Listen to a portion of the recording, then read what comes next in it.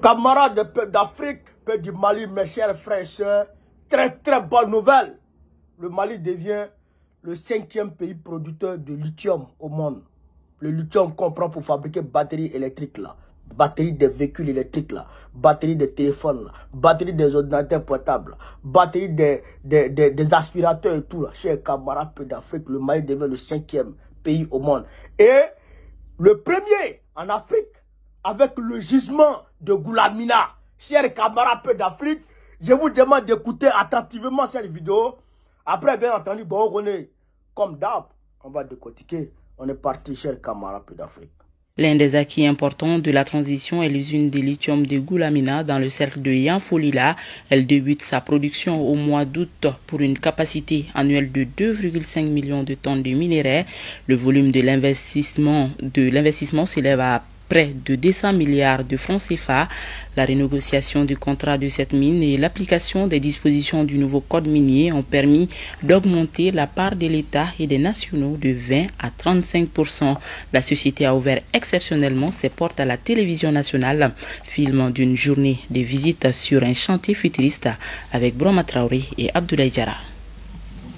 En ce mercredi matin 5 juin 2024, quand le soleil s'apprête à sortir de sa tanière, on se prépare pour une visite sur un site minier, pas comme les autres, celui de lithium du Mali dans la région de Boukouni.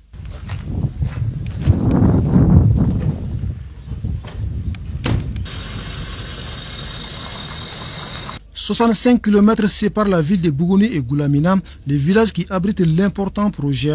Après environ 2 heures de route, nous voilà au cœur des installations. Comme nous, tout visiteur qui entre ici doit s'informer et se conformer aux mesures de sécurité sur le site. Notre objectif, que toute personne qui sera sur ce site retourne à la maison de la même manière. La mine de Goulamina a une approche bien structurée et très bien organisée et contrôlée en ce qui concerne la gestion des urgences. Tout d'abord, nous avons une équipe de réaction d'urgence et pour contacter cette équipe de réaction d'urgence, voici le numéro que nous avons. Des mesures de sécurité qui ont eu un impact positif sur le niveau d'évolution des travaux. En 5 millions d'heures de travail, aucun incident n'a été enregistré sur le site. Pas d'incident et les installations de l'usine sortent bien des terres. Pour la construction de l'usine de lithium du Mali, nous sommes à environ 90% de taux de progression. C'est une usine d'envergure mondiale que nous avons là avec une capacité de traitement de 2,5 millions de tonnes de minerais par an. Et donc là, tout de suite, les activités actuellement en cours sont les activités de montage structurel, de tôlerie, d'installation électrique et d'instrumentation. Nous avons aussi la mise en service des infrastructures principales du site. Le projet de Goulamina représente le 5e plus grand gisement de lithium au monde et le tout premier en Afrique de l'Ouest, avec à la clé un investissement d'environ 318 millions de dollars, un investissement colossal et un processus d'extraction du minerai bien précis. Le processus de traitement du site minéraire commence d'abord par le concassage. Après le concassage, ça va au criblage, au broyage, à la flottation, à la séparation magnétique et finalement à la filtration.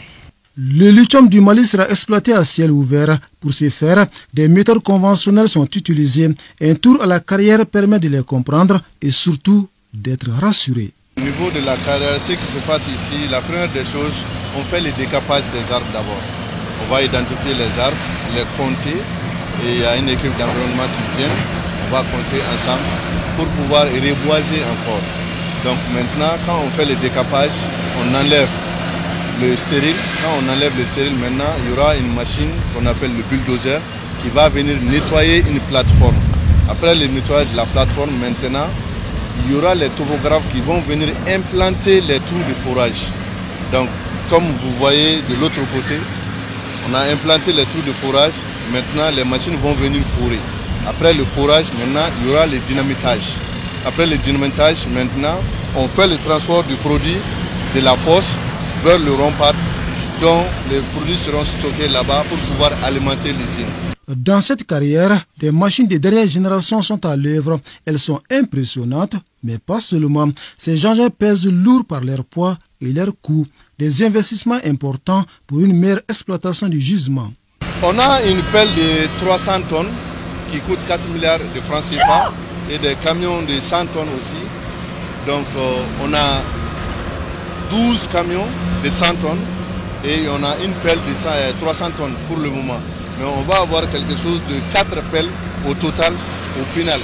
Le lithium de Goulamina est contenu dans un minerai dénommé spodumène. Le concentré de ces produits est ensuite exporté vers la Chine afin de procéder au traitement final pour obtenir enfin l'oxyde de lithium. Le spodumène étant le minerai principal est extrait, c'est généralement extrait à 1,1% à partir d'un métal qu'on appelle le dioxyde de lithium qui est à 0,6%. Et le lithium pur qui est utilisé généralement dans les batteries ou bien à des fins médicaux est obtenu à partir des traitements dans les raffineries en Chine, aux États-Unis et même en Europe. Cette mine est considérée comme l'un des plus grands projets réalisés par la transition, avec comme pilier fondamental la préservation des intérêts des Maliens. Preuve, ici, l'application de la nouvelle loi sur le contenu local est une réalité. La loi sur le contenu local est fondamentale et c'est au cœur de nos activités. Le lendemain de la promulgation de cette loi par le président, nous avons commencé sa mise en œuvre. Et on s'assure qu'on travaille dans le respect des directives de la législation malienne en matière de tout ce qui est contenu local. Le projet de lithium de Goulamina met un point d'honneur sur le développement communautaire, mais pas que. Les compétences nationales et locales sont valorisées. La société se focalise énormément sur l'intégration de nos communautés. Et la main-d'œuvre est essentiellement issue de la zone au niveau local. Et au pic de la construction, nous avons employé plus de 2000 personnes, donc plus de 90% de Maliens. Le personnel non malien est mobilisé essentiellement pour des besoins spécifiques ou des aptitudes qui ne sont pas forcément disponibles au niveau local. Et cela en est de même pour les entreprises nationales maliennes. Nous pensons que sous la présidence de son Excellence, le colonel Assimi Goïta, chef de l'État, nous avons pu réaliser quelque chose de majeur au Mali. Assez récemment, nous avons fait des investissements majeurs en matière d'adduction d'eau potable, en matière de santé, en matière d'agriculture. Nous avons formé les femmes dans la fabrique de divers produits. Nous les avons initiés aux activités génératrices de revenus. L'entreprise, dans leur agenda, va travailler à mettre en place des programmes de formation. Et ces programmes de formation vont renforcer les compétences dans le but de l'accès facile à l'emploi et aussi bien qu'à des opportunités de l'entrepreneuriat. Sur le plan socio-économique, à travers le paiement des impôts et taxes, comme c'est prévu par le Code minier, et aussi bien le financement du plan de développement communautaire, la société minière va contribuer à l'amélioration du taux de scolarisation à travers la réalisation des infrastructures et également l'appui en termes de matériel didactique et autres kits scolaires. C'est le lieu pour nous de remercier Son Excellence le colonel Assimi Goïta, président de la transition, chef de l'État, par rapport à l'ouverture prochaine de cette mine. À travers le projet lithium de Goulamina, le Mali s'affirme comme pionnier et leader sur le continent africain. L'initiative présidentielle pave la voie pour transformer notre pays en une destination privilégiée pour des investissements innovants. Un camarade, vous venez d'écouter l'un des plus grands acquis de la transition, sinon le plus grand acquis de la transition. Frère, le contrat a été renégocié. Non, on va parler du contrat. Le contrat a été renégocié de 20 à 35%. Donc, ça veut dire qu'aujourd'hui, là, dans ce projet des Chinois, là, que les Chinois ont construit, les Chinois ont fait, ont mis tout en œuvre là. Le Mali n'a pas mis 5 francs dedans. Le Mali a 35% dedans. Dans le revenu. Frère, dans les revenus de production du lithium du Mali, le Mali a 35% dedans. Pourquoi je dis ça? En Côte d'Ivoire, le gisement Baleine, la Côte d'Ivoire a moins de 10% dedans. Le gisement, le plus grand gisement en Afrique, de lithium en Afrique, c'est au Mali. Le Mali a négocié avec les Chinois. Le Mali a 35% dedans.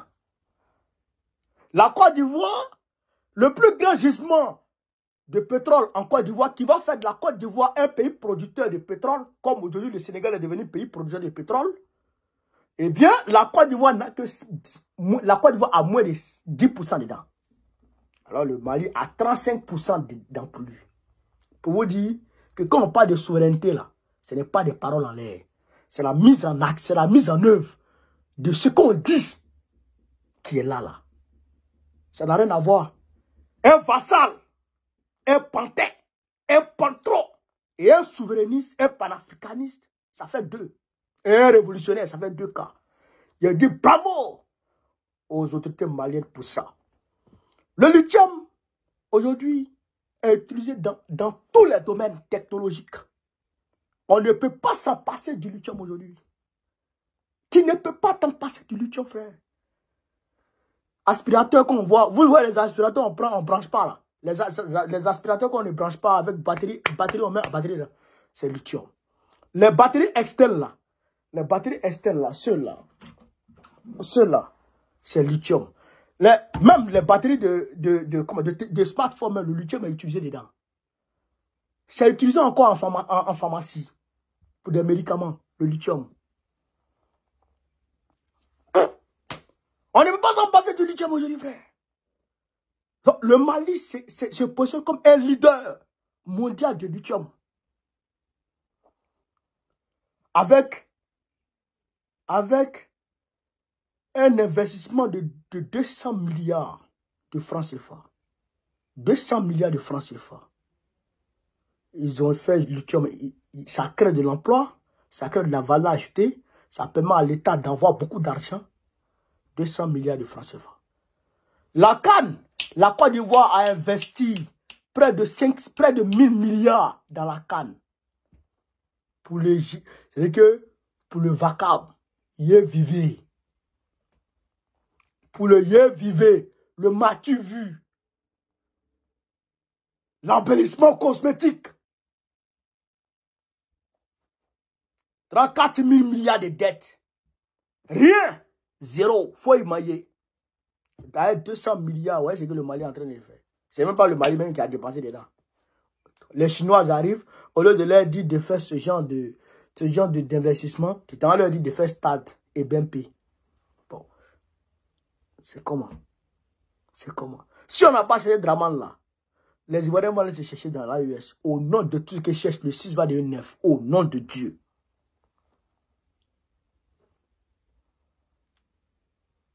Et puis, ça va permettre, d'ailleurs, ça s'est inclus dans le contrat, les entreprises chinoises vont construire des écoles. Ils vont donner des kits scolaires aux enfants. Ça c'est inclus dans le contrat. Bravo à la transition malienne. Bravo à Assimi Goïta. 20 ans au pouvoir encore. 20 ans au pouvoir. Sur ce, j'ai camarades peu d'Afrique. Vive l'Afrique libre. Vive le panafricanisme. Vive tous les présidents panafricains. Babo, président du Coran de Inch'Allah. Partagez-moi cette vidéo. Mettez-la partout à travers le monde entier. On est ensemble.